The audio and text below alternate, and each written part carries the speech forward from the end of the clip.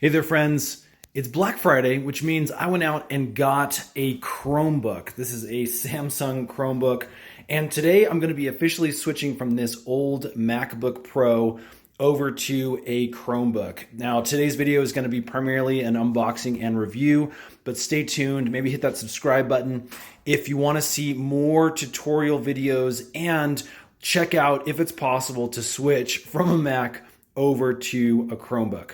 Anyway, let's open this sucker up and check it out.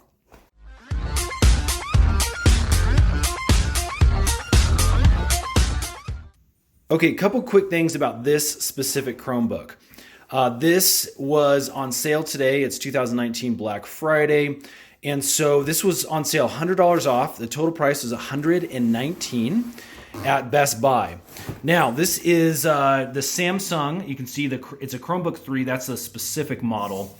And basically, we're looking at a few of our specs here. Again, it's a really small screen. It's only 11.6. No touchscreen, but again, I'm coming from a MacBook Pro, which didn't have a touchscreen, so that's not super specific for me. It's got 4 gigabits of memory, as well as 32 gig of hard drive space. So again, that's not a lot at all, but I'm going to be using the micro SD slot to really expand that out for fairly cheap.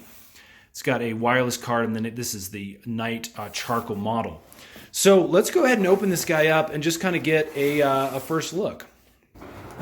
Now, Best Buy actually has a pretty decent return policy, so I'm going to be able to check out this specific model for almost 2 months and give it a whirl, try it out, and as long as it's not broken, their return policy is pretty incredible.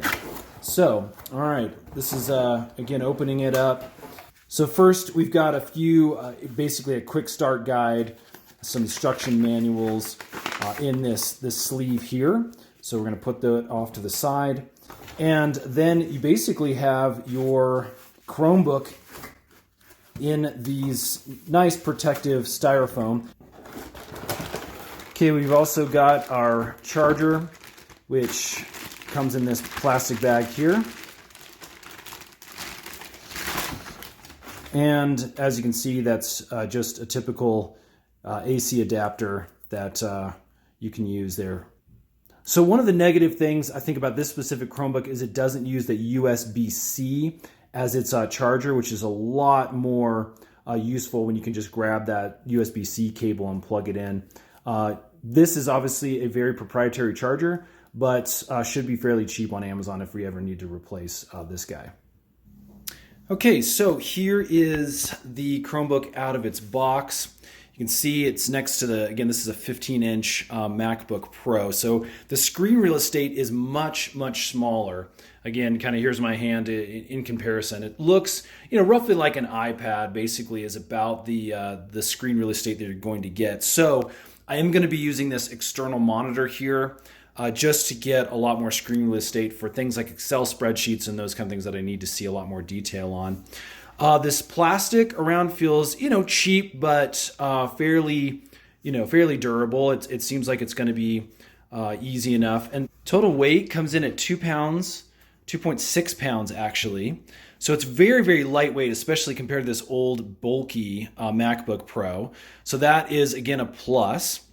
Again, it doesn't feel super, super sturdy. Again, this is just kind of your basic kind of plastic feel. The touchpad does actually feel pretty good. It's got a really good kind of click type feel. This doesn't feel super cheap like some of the other low-end China model laptops that I've checked out before. The key tactile ability feels okay. It's not as sturdy, I think, as the old MacBook Pro. There's not a lot of depth to when you press the keys, but it feels, the touch at least feels pretty good. Okay, underneath we've got these rubberized pads and as well as a speaker that you can see over here and over here. So those rubber pads are going to help protect a little bit from scuffs and things on the surface where your laptop is going to be sitting. Now again, if you check out, because of those speakers, they're installed on the bottom. Once this laptop is actually closed, you've got a height of about 0.7 inches. So it is, it's fairly thick. compared to some of the other super thin versions that are out there right now. But again, for portability, this is going to be just fine for what I need it for. Okay, so let's check out our ports.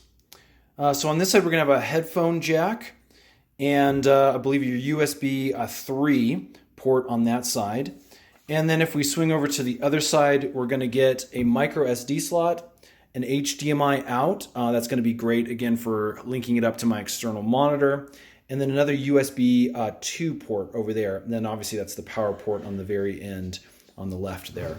Again, nothing in the back except for the hinge and nothing in the front. So obviously no CD-ROM, DVD type drives. Those are really becoming extinct.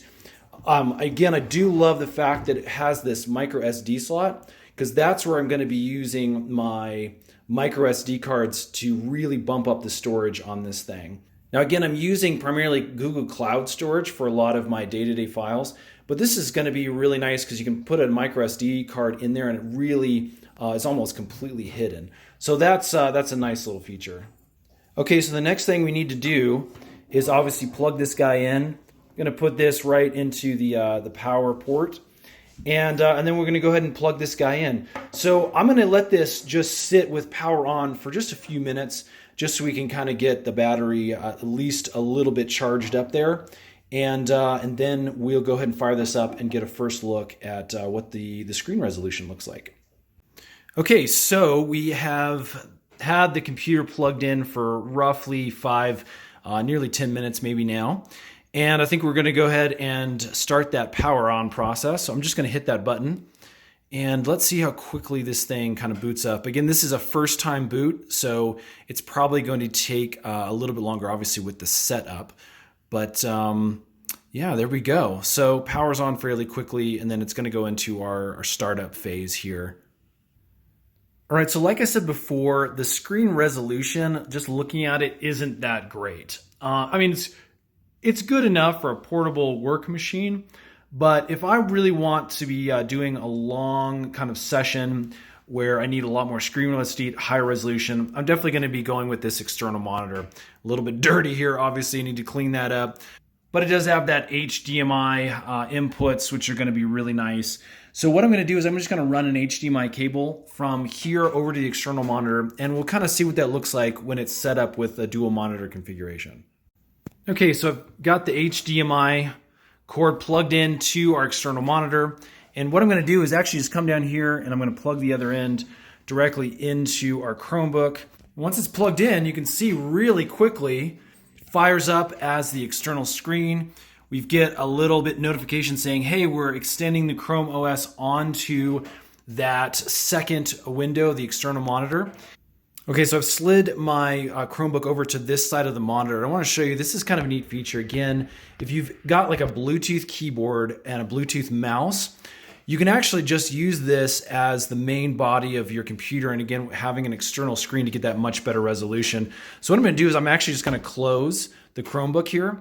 And as you can see, because it's plugged in via that HDMI cable over here, we're still going to get all of our ability to manipulate the OS right over here on the screen. Again, at this point, I'm going to need either a Bluetooth or a USB dongled mouse and a keyboard so that I actually have access to those specific screens. But again, there you go. We can use our external monitor with this closed, potentially put it over there in the background and have our mouse and keyboard right here and be interacting with the screen. So there you go, friends. That is the quick overview of this Samsung Chromebook 3. Again, for $119 on Black Friday, totally worth trying out. Again, I think in the future, if I get another version of a Chromebook, the first thing I'm going to be looking for is a really nice screen resolution. And again, a touchscreen option would be nice as well. Not really needed. Some of these things, again, you're only jumping a couple $100 to go that route. It really is a nice feature to have if you're using this and really need that extra screen real estate and don't want to use an external monitor. Again, love the lightweight nature of this, especially compared to that heavy MacBook brick from a few years back that we had. So I'm excited. If this has helped, would you guys hit that thumbs up button and stay tuned, because I'm going to be making a lot more tutorial videos as well as review videos on using this thing as my main machine and really seeing if I can get away with things like really heavy processing power, things that I've done with video editing and a few other things like that I primarily use my MacBook for. So, all right, take care. Thanks again for watching, and have a great day.